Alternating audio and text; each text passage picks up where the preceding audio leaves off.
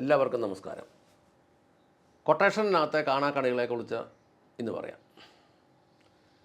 ഒരു തട്ടിപ്പിന് സാധ്യതയുള്ള കൊട്ടേഷൻ അത് മിക്കവാറും ഈ പ്ലാൻ വരയ്ക്കുന്ന എഞ്ചിനീയർമാരുമായിട്ട് ചേർന്നുകൊണ്ടേ അത് നടക്കുകയുള്ളൂ. അങ്ങനെ ഒരു കൊട്ടേഷൻ വരുമ്പോഴേ ഈ പണി അറിയാവുന്ന കോൺട്രാക്ടർക്ക് അറിയാം ഇതിനകത്ത് എവിടെയൊക്കെ തട്ടിപ്പുകളുണ്ട്, ഇതിനുള്ള വഴികൾ എങ്ങനെയുണ്ടെന്ന്. ഞാനൊരു സംഭവം പറയാം. കേരളത്തിലെ ഒരു ലീഡിങ് ആർക്കിടെക്റ്റിന് തൻ്റെ കയ്യിൽ ഒരു 5 ബിനാമി കോൺട്രാക്ടർമാരുണ്ട്. 5ഓളം പേരുണ്ട്. സത്യത്തിൽ ഇവർ കോൺട്രാക്ടർമാരായിട്ടാണ് നടക്കുന്നതെങ്കിലും ഇയാൾ ഈ ആർക്കിടെക്റ്റിൻ്റെ മാസശമ്പളം പറ്റുന്ന ജോലിക്കാരാണ്. പൊതുജനത്തിൻ്റെ മുമ്പിലും ഉടമസ്ഥന്മാരുടെ മുമ്പിലും എല്ലാം ഇവർ സെപ്പറേറ്റ് കോൺട്രാക്ടർമാരുമാണ്. എന്നാൽ ഇവർക്ക് മാസശമ്പളമാണ്, ഇവർക്ക് ഈ ആർക്കിടെക്റ്റിനാണ് ശമ്പളം കൊടുക്കുന്നത്. പക്ഷേ ഇവർ തമ്മിൽ പ്രത്യക്ഷമായിട്ട് അങ്ങോട്ടും ഇങ്ങോട്ടും വലിയ ബന്ധവും കാര്യങ്ങളൊന്നുമില്ല. കണ്ടാൽ ഭയങ്കര ഭവ്യതയും കാര്യങ്ങളും ഒക്കെയാണ്. സെപ്പറേറ്റ് കോൺട്രാക്ടർമാരെന്നുള്ള രീതിയിലാണ് നടക്കുന്നത്. അവർക്കുള്ള വാഹനങ്ങളും സംവിധാനങ്ങളും എല്ലാം കൊടുത്തിരിക്കുന്നത്, അതിൻ്റെ പുറകെ കളിക്കുന്നതെല്ലാം ഈ ആർക്കിടെക്റ്റ് തന്നെയാണ്. അപ്പോൾ ഇതിലൊരുത്തൻ എങ്ങനെയെങ്കിലും അന്വേഷിച്ച് പിടിച്ച് ഉടമസ്ഥൻ്റെ അടുത്ത് ചെല്ലും എന്ന് പറഞ്ഞാൽ അതിനുള്ള വഴികളൊക്കെ അങ്ങേര് പറഞ്ഞു കൊടുക്കും.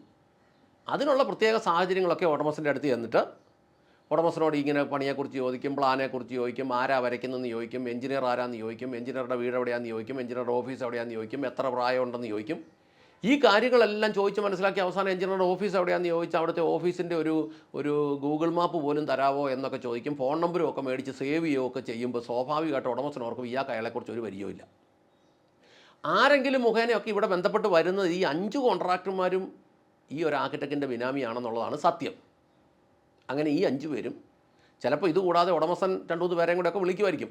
അവരുടെ കയ്യിലെല്ലാം കൊട്ടേഷൻ ഫോം അങ്ങോട്ട് കൊടുത്തിട്ട് ഈ ഉടമസ്ഥൻ വിളിക്കുന്നവരൊക്കെ കൃത്യമായിട്ട് കൊട്ടേഷൻ എഴുതി കൊടുക്കും ഒന്നെങ്കിൽ.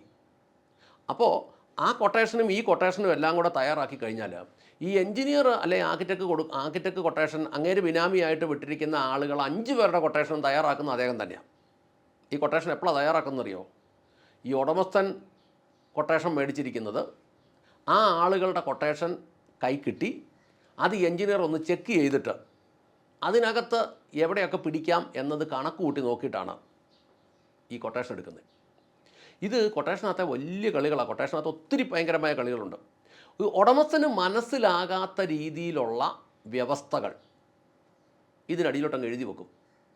അതൊക്കെ വളരെ ഫ്രീ ആയിട്ടങ്ങ് എഴുതി വെക്കും. ആരും പെട്ടെന്നൊന്നും വായിക്കുകയല്ല. പക്ഷേ ഒരു നിർണായക ഘട്ടത്തിൽ വരുമ്പോഴായിരിക്കും അതിനെക്കുറിച്ച് കൃത്യമായിട്ട് മനസ്സിലാകുന്നത്. ഉദാഹരണം പറഞ്ഞാൽ ഈ കമ്പി ഉൾപ്പെടെ M³ റേറ്റ് പറയുന്ന കോൺക്രീറ്റുകളുണ്ട്. അതായത് കമ്പി, മണല, സിമൻറ്റ്, മിറ്റില, പണിക്കൂലി എല്ലാം ഉൾപ്പെടെ M³ റേറ്റ് പറയും. അങ്ങനെ റേറ്റ് പറയിച്ചാൽ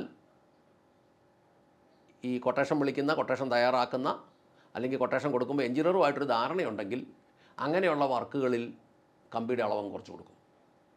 ഇനി കമ്പിയുടെ അളവ് കുറച്ച് കൊടുക്കുന്നില്ല എങ്കിൽ 10 സെൻറ്റിമീറ്റർ കനം സ്ലാബെന്നും പറഞ്ഞാൽ കൊട്ടേഷൻ വിളിച്ച് തുകയിട്ടെങ്കിൽ അതൊരു 13-14 ഒക്കെ ആക്കി കൊടുക്കും. ഈ 10 സെൻറ്റിമീറ്ററിന് തട്ടടിച്ച് കമ്പി കെട്ടുന്നതും 13-14 സെൻറ്റിമീറ്ററിന് തട്ടടിച്ച് കമ്പി കെട്ടുന്നതും തമ്മിലൊന്നും പണി ഒരു വ്യത്യാസവും. പക്ഷേ ക്വാണ്ടിറ്റി എടുക്കുമ്പോൾ 10 സെൻറ്റിമീറ്ററും 15 സെൻറ്റിമീറ്ററും തമ്മിൽ കൂട്ടുമ്പം ഭയങ്കരമായ അളവ് വ്യത്യാസം വരും. നമ്മളും വിചാരിക്കും, ഉടമസ്ഥനും വിചാരിക്കും ശരിയല്ലേ, ഇച്ചിരി കനത്തിൽ കിടന്നോട്ടെ.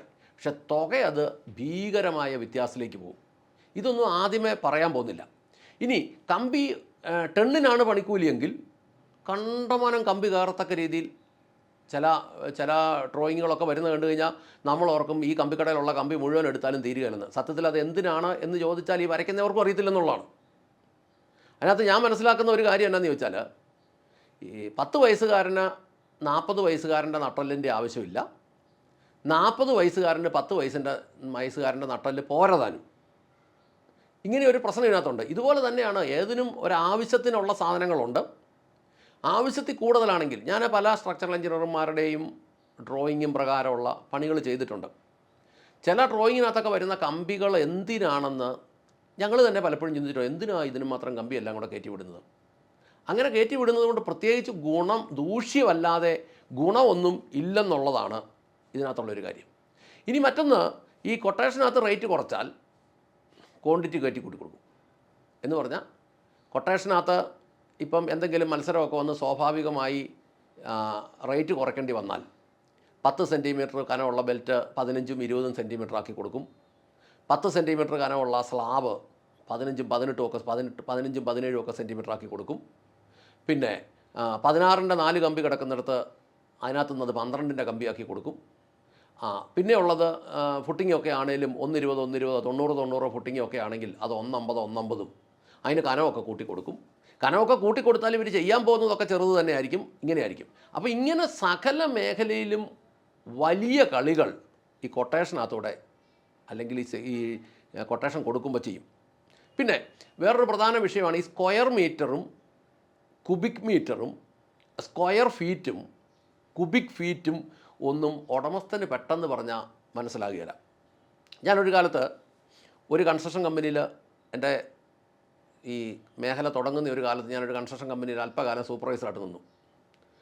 തിരുവനന്തപുരം സൈഡിൽ വാർക്കയ്ക്ക് ചതുരക്കണക്കെന്നാണ് പറയുന്നത്. ചതുരം ഒരു ചതുരത്തിന് ഇത്ര രൂപയെന്നാണ് അന്നും ഇന്നും പറയുന്നത്. അങ്ങനെയാണെന്ന് ഞാൻ വിശ്വസിക്കുന്നത്, ഒരു ചതുരത്തിന്. അപ്പോൾ ഈ ചതുരക്കണക്ക് ഈ കൺസ്ട്രക്ഷൻ കമ്പനിയുടെ ഓഫീസ് കോട്ടയമായിരുന്നു. കൺസ്ട്രക്ഷൻ കമ്പനിയിൽ ഉണ്ടായിരുന്ന ഒരു സൈറ്റ് എഞ്ചിനീയർക്ക് ദിവസങ്ങൾ കൊണ്ട് അയാൾക്ക് മനസ്സിലായത് ഈ ചതുരക്കണക്കിൻ്റെ കണക്കെന്നതാണ്. അയാൾ കോട്ടയത്ത് ഓഫീസിലേക്ക് ഈ ചതുരവും കുബിക്കടിയും തമ്മിലുള്ള ഈ കണക്കയിലൊരു കളി കളിച്ചിട്ട് അയാളൊരു 3-4 വാർക്കയിൽ മാന്യമായ പൈസ ഈ സൈറ്റിൽ നിന്ന് എഞ്ചിനീയറിംഗ് എടുത്തു. അപ്പോൾ ഞാൻ മനസ്സിലാക്കി അവസാനം അത് പിടിച്ചത് എങ്ങനെയാണ് എന്ന് ചോദിച്ചാൽ അതിൻ്റെ കൃത്യമായ കണക്കുകൾ കണ്ടുപിടിച്ച് ഞാൻ ആ കൺസ്ട്രക്ഷൻ കമ്പനിയെ ഉടമസ്ഥനെ അറിയിച്ചത് കൊണ്ട് മാത്രം അത് പിടിച്ചത്, അല്ലെ പിടുത്തം ഉണ്ടാകില്ലായിരുന്നു. ആ സൈറ്റ് എഞ്ചിനീയറെ പറഞ്ഞു വിടുകയും ചെയ്തു. ഒരു വീട്ടക്കാരനായിരുന്നു. തന്ത്രപൂർവ്വം അയാൾ കളിച്ചു. അവരുടെ പ്രൊജക്റ്റ് മാനേജർ വന്നു നിന്നിട്ട് പോലും അതിൻ്റെ കണക്കുകൾ കണ്ടുപിടിക്കാൻ മേലാത്ത പോലെയായിരുന്നു അതിൻ്റെ കളി കിടന്നത്. അപ്പോൾ ഞാൻ പറയുന്നത് ഈ സ്ക്വയർ മീറ്ററും സ്ക്വയർ ഫീറ്റും അതുപോലെ സ്ക്വയർ ഫീറ്റ് കുബിക് മീറ്ററും കുബിക് ഫീറ്റും ഇതെല്ലാം തിരിച്ചും മറിച്ചും അങ്ങോട്ടും ഇങ്ങോട്ടും പറഞ്ഞു കഴിഞ്ഞാൽ ഉടമസ്ഥൻ ഒന്നും മനസ്സിലാകുകയില്ല. ഉടമസ്ഥൻ ഇങ്ങനെ എല്ലാം ഡിലീറ്റായി പോയൊരവസ്ഥ എന്നിട്ട് ലാസ്റ്റ് പറയാം എങ്ങനെയും ആട്ടെ എന്നാ ചെയ്യണമെന്നേ ചോദിക്കുള്ളൂ. ഇങ്ങനെ ഒരു അവസ്ഥയിലേക്ക് ഇത് തിരിച്ചും മറിച്ചും മാറ്റും. പിന്നെന്നുള്ളത് ടെൻഡർ വിളിക്കുമ്പോൾ 1 to 4 എന്നും പറഞ്ഞ് കോൺക്രീറ്റ് അങ്ങ് ടെൻഡർ വിളിക്കും. 1 to 4ൻ്റെ റേറ്റ് ഇട്ട് കൊടുത്തു കഴിഞ്ഞപ്പം എഞ്ചിനീയറോ അല്ലെങ്കിൽ ഈ ആർക്കിടെക്റ്റോ വന്നിട്ട് പറയാം അത് 1 to 4 വരെ 1:1.5:3 ആക്കണം. അതാക്കുമ്പോൾ അതിനകത്ത് കുറേ സിമെൻറ്റ് കൂടുതൽ വരുന്നതുകൊണ്ട് കുറച്ച് റേറ്റും കൂട്ടി കൊടുക്കണം. അപ്പോൾ റേറ്റും എല്ലാം കൂട്ടി കൊടുത്തിട്ട് ഇടുമ്പോൾ എന്നിട്ട് ഇവർ പിന്നെയും കൊണ്ട് 1 to 4 തന്നെ കൊണ്ട് ഇടുകയും ചെയ്യും. ഇങ്ങനെയൊക്കെ വരുമ്പോൾ ഇതൊന്നും ഉടമസ്ഥന് കണ്ടുപിടിക്കുക എന്നൊന്നും പറഞ്ഞാൽ ഉടമസ്ഥനെ സംബന്ധിച്ച് നടക്കുകയില്ല. കാരണം അത് അങ്ങേരുടെ പണിയല്ലാത്തതുകൊണ്ടും ഇത് ഈ ഫീൽഡിൽ ഭയങ്കരമായ കളികളും വിളച്ചിലുകളും സ്ഥിരമായിട്ടുള്ളവർക്ക് അറിയാവുന്നതുകൊണ്ടും ഇതൊന്നും പെട്ടെന്ന് ആർക്കും മനസ്സിലാകുകയില്ല. ഇതിനകത്തൊരു കാര്യം എന്താണെന്ന് ചോദിച്ചാൽ ഈ നിയമം ഉണ്ടാക്കുന്നവൻ അതിനുള്ള പഴുതിട്ടാണല്ലോ നമ്മുടെ ഇന്ത്യയിലൊക്കെ എല്ലാ നിയമങ്ങളും ഉണ്ടാക്കുന്നത്. ഏത് നിയമം ഉണ്ടാക്കിയാലും അതിൻ്റെ ചാടിപ്പോകാനുള്ള പഴുതുകൾ അവർക്കറിയാലോ. എന്ന് പറഞ്ഞ പോലെ ഈ കൊട്ടേഷൻ തയ്യാറാക്കുന്നവൻ, ടെൻഡർ തയ്യാറാക്കുന്നവൻ, അവനെ സംബന്ധിച്ചറിയാൻ നാളെ ഇത് എന്ത് സംഭവിക്കും, ഇത് ഓരോ ദിവസവും കഴിയുമ്പോൾ ഇത് എന്ത് സംഭവിക്കും. വാനം വെട്ടുമ്പോൾ അല്ലെ എഗ്രിമെൻറ്റ് വെക്കുമ്പോൾ, വാനം വെട്ടുമ്പോൾ, ഫൗണ്ടേഷൻ്റെ പണി തീരുമ്പോൾ, പ്ലിന്ത് ബെൽറ്റിൻ്റെ പണി വരെ തീരുമ്പോൾ, ഭിത്തി കെട്ടിക്കഴിയുമ്പോൾ ഉടമസ്ഥൻ്റെ കയ്യിലുള്ള സമ്പത്തിൻ്റെ ലെവൽ ഇങ്ങനെ താന്ന് വരികയും ചെയ്യും. ഉടമസ്ഥന് ദേഷ്യവും പ്രയാസവും സങ്കടവും ഒക്കെ കയറി വരികയും ചെയ്യും. ഉദ്ദേശിക്കുന്ന പോലെ ഒന്നും കാര്യം നടക്കാതെയും വരും. സാധാരണഗതിയിൽ ഈ തീർക്കാം എന്ന് പറയുന്ന തുകയൊക്കെ മിക്കവാറും അത് വീട് തീർത്ത് കൊടുക്കാമെന്നൊക്കെ പറയുന്ന തുക മിക്കവാറും സ്ട്രക്ചർ തീരുമ്പോൾ തന്നെ ആകുകയും ചെയ്യും. കാരണം അങ്ങനെയെല്ലാം കള്ളത്തരം പറഞ്ഞാണല്ലോ ഈ പരിപാടി തുടങ്ങുന്നത്. അങ്ങനെ വന്ന് ഉദ്ദേശിക്കുന്ന പോലെ കാര്യങ്ങളെല്ലാം നടക്കാതെ വന്നു കഴിഞ്ഞ് ഉടമസ്ഥനാകെ മൊത്തം ടെൻഷനും പ്രയാസവും വേദനയൊക്കെ ആയിട്ട് നിൽക്കുമ്പോഴത്തേനുമായിരിക്കും ഈ കൊട്ടേഷനകത്ത് ഒളിഞ്ഞു കിടക്കുന്ന ഓരോരോ വ്യവസ്ഥകൾ ഇഞ്ഞ് പൊങ്ങി വരുന്നത്.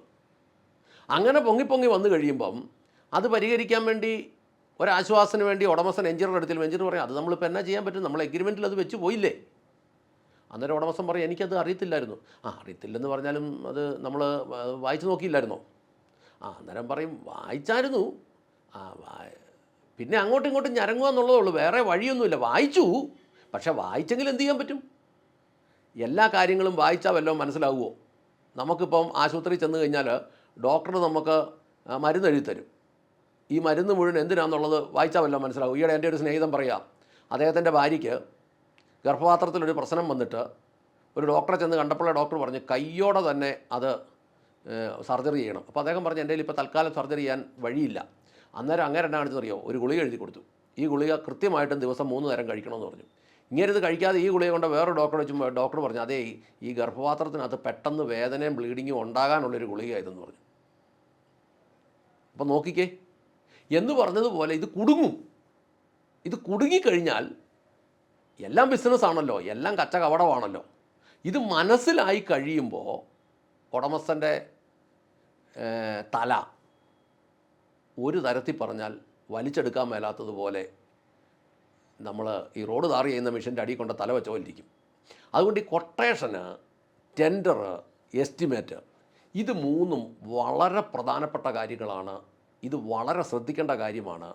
ഇത് രണ്ടാമതൊരാളിനെ വെച്ച് ഈ ആദ്യത്തെ ആർക്കിടെക്റ്റ് എടുക്കുന്ന എസ്റ്റിമേറ്റൊക്കെ രണ്ടാമതൊരാളിനെ വെച്ച് ഇനി അതിനും ഇച്ചിരി പീസ് 10,000 15,000 കൊടുത്താൽ പോലും ഇതൊക്കെ ഒന്ന് ചെക്ക് ചെയ്യിച്ചാലും ഒത്തിരി അബദ്ധങ്ങൾ ഒഴിവാകും എന്നതൊരു ഭാഗം. ഇനി ഈ എസ്റ്റിമേറ്റും ഈ കൊട്ടേഷനും ഈ ടെൻഡറും എല്ലാം വെച്ചുകൊണ്ടാണ് ഈ പണി നടത്തുന്നെങ്കിൽ പിന്നീട് ഇതിനകത്ത് സംഭവിക്കാൻ പോകുന്ന കാര്യങ്ങൾ ബില്ല് വരുമ്പോൾ നിങ്ങൾ പ്രതീക്ഷിക്കാത്ത ബില്ലുകളൊക്കെ നിങ്ങൾക്ക് വരും എന്നും ഓർമ്മിപ്പിച്ചുകൊണ്ട് നിർത്തട്ടെ. നന്ദി, നമസ്കാരം.